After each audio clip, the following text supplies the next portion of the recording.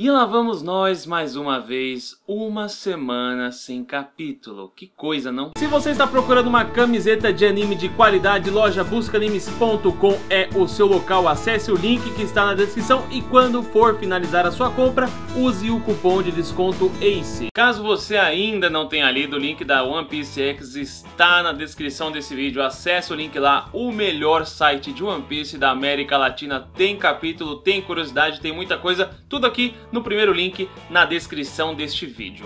E eu achei interessante este capítulo porque assim, ele deu algumas revelações pra gente e ao mesmo tempo levantou algumas hipóteses na minha cabeça, né? A primeira revelação foi que o Nekomamushi e o Inuarashi, juntamente com o Lorde Oden, fizeram parte do bando do Barba Branca e do bando do Roger. Pode-se dizer que dos 4 aprendizes lá, o único que ficou bostão foi o Bug, né? Mas ok. Outra coisa que eu achei interessante foi referente ao caderninho de anotações do Sop, sabe? Todas as informações que ele coleta, ele tá anotando ali. Será que isso vai ter uma utilidade no futuro? E uma coisa que eu achei interessante foi o Kinemon falar que ele, o Kanjuro e o Raizou conhecem o Roger, conhecem o Barba Branca, mas eles não foram no navio do Roger ou no navio do Barba Branca porque o Wano tem uma política fechada. É bem interessante isso, porque o Wano ele tem essa política fechada igual o Japão tinha na época Edo. E eu tô até com essa camiseta aqui, ó, Rurouni Kenshin, camiseta bonita, maravilhosa,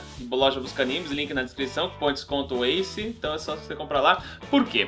Porque o Rurouni Kenshin ele fala bastante dessa transformação, né, dessa mudança da era Edo para a era Meiji, dessa mudança do final da governança do Shogunato Tokugawa para a entrada da era Meiji. O que me faz crer que a gente vai encontrar bastante referências a Rurouni Kenshin em Wano. Todo mundo sabe que o Oda foi assistente do Nobuhiro Watsuki, que é o autor de Rurouni Kenshin, então ver referências de Rurouni Kenshin em One Piece, principalmente em Wano, vai ser um tanto quanto interessante, principalmente por se tratar dessa abertura de barreira, que é uma coisa que realmente aconteceu com o Japão, né? O Japão ele era fechado durante a governança do Shogunato Tokugawa lá na era Edo, e aí na transformação para a era Meiji ele foi aberta as fronteiras, que é basicamente o que eles estão querendo fazer com o Wano. Então existem muitas referências em Wano que dá para usar Rurouni Kenshin, que dá para você usar fatos que realmente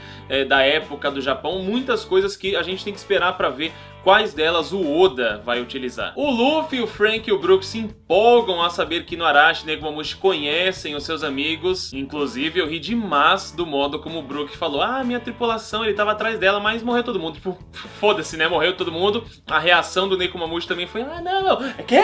Entretanto, a Nami está preocupada. A Nami tá: não, pera, poxa, mas você falou que não, tem que juntar as pedras do Mojo, mas o Crocus falou que a gente tinha que ir pro final da Grand Line, mas, meu, a gente tá vivendo numa mentira? E faz sentido da Nami se preocupar, né? Porque até então eles acreditavam que todas as rotas dariam em Laftel, e agora vem outras informações que colidem com o que ela acreditava, com o que foi dito pra ela pelo Crocus. Eis então que Inuarashi aparece e fala: calma, Nami, calma, eu ouvi o que você disse e eu tenho uma explicação boa pra isso. Ele diz pra ela ficar despreocupada, né, que tá tudo certo, mas ir até esse ponto final é redundante, visto tudo que eles já sabem agora, dando a entender que lá naquela parte final está todo o conhecimento necessário para se encontrar Laftel. Eu não sei como não conseguiram chegar nessa parte final ainda, né, depois do Roger. Mas uma coisa interessante que foi falada também pelo Inuarashi, ele conta da civilização antiga que eles deram a vida pelos poneglyphs. E isso vem uma teoria que o Matheus do canal All Blue falou, que é das almas das pessoas estarem presas no poneglyph. Eu achei isso bem interessante. Inclusive, se a alma deles estiver presa mesmo dentro do poneglyph, será que o rio poneglyph é o momento em que todas as almas, tipo, alguém consegue fazer o desejo deles, a vontade deles, e todas essas almas saem e vão em direção ao outro mundo, formando aquele rio pro inferno, ou outros nomes que agora não vou me lembrar? Seria interessante. Imagina que louco, o Luffy, a pessoa que vai realizar o desejo desejo dos antigos, as pessoas que deram a vida pra proteger essas pedras, deram a vida pra criar essas pedras, e de repente aparece todas as almas, né, pra agradecer o Luffy, a tripulação e todo mundo que ajudou, aquele final meio apoteótico e porra toda. Eu tava até conversando com o Matheus e ele deu uma ideia bem interessante. Ele falou que não acha que todo mundo vai conversar com o Luffy, mas sim que duas pessoas em especial vão conversar com o Luffy. A primeira seria o Gold Roger e a segunda seria o Joy Boy. Então seria interessante, né, as duas pessoas que têm a vontade de salvar, de unificar o mundo, falar com o Luffy, que foi a pessoa que conseguiu realizar esse feito. Outra coisa interessante foi dizer que o Roger refez a sua jornada. Ele chegou até esse ponto final e depois ele teve que refazer a sua jornada. E mais interessante ainda é saber que o Crocus, aquele personagem que a gente encontrou no começo da Grand Line junto com o Alabum, já sabia de tudo. Eu acho que ele não disse pro bando aquilo ali porque não era o momento, sabe? Mas a coisa do tipo, olha, vocês têm que ir até lá. Aí a jornada é vocês que vão decidir, vocês que vão saber se estão prontos ou não para saber disso. E se vocês tiverem e vocês tiverem que voltar, a gente se encontrar novamente, eu vou junto com vocês ou algo do tipo. Mas é interessante ele não ter contado aquilo naquela época e eles terem descoberto agora que ele já sabia. Vale lembrar que um ano antes da morte do Roger, o bando se separou e todo mundo foi para cada um foi para um lado, né? O que o Roger ficou fazendo nesse tempo? Será que ele ficou reunindo todas as informações que ele tinha para colocar nessa ilha? E será realmente que o tesouro dele está em Laftel ou será que está nessa ilha?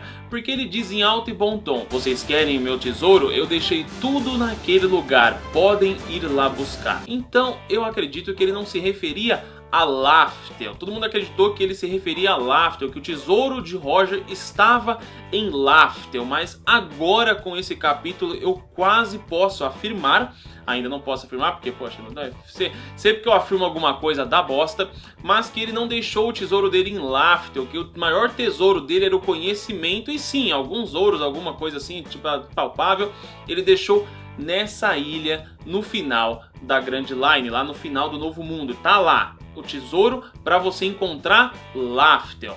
Eu acho interessante isso, porque o Roger não parece ser a pessoa que conseguiu realizar essa vontade. Se ele tivesse conseguido, o mundo estaria unificado, concorda comigo? Se ele não conseguiu, eu acredito que tenha acontecido da seguinte forma.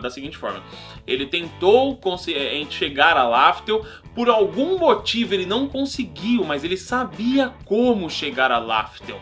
E ele falou, putz, eu tô morrendo, não vou ter tempo, então o que eu vou fazer? Eu vou deixar tudo aqui nesse lugar aqui, e alguém que vai herdar a minha vontade, assim como eu herdei a vontade do Joy Boy, vai vir e vai continuar essa jornada. Eu vou facilitar para essa pessoa e vou deixar todo o conhecimento, todas as escritas antigas aqui nesse lugar, que seria o lugar onde todas as agulhas apontam para um só, que não é Laftel, agora a gente sabe. Então seria interessante se o Roger tivesse reunido todo esse conhecimento nesse lugar, e o lugar que ele sempre se referiu não fosse Laftel, mas sim esse lugar na Grand Line que daria a possibilidade de você chegar até Laftel. Ainda assim eu acredito que sim, que ele encontrou Laftel, que ele esteve lá em Laftel, mas ele não conseguiu realizar o que o povo antigo queria, por isso que ele passou a sua vontade adiante. Outra parte que teve nesse capítulo e que me fez rir foi a parte em que o Inuarashi elogia, né, Minami fica toda felizinha de ai, obrigada, eu sei que eu sou a maior navegadora, menina, obrigada. E o Luffy começa a bater nela, tipo, ai, mano, você é boa mesmo, Nami, você é muito boa, Nami, não me pega e arregaça o Luffy. Eu jurava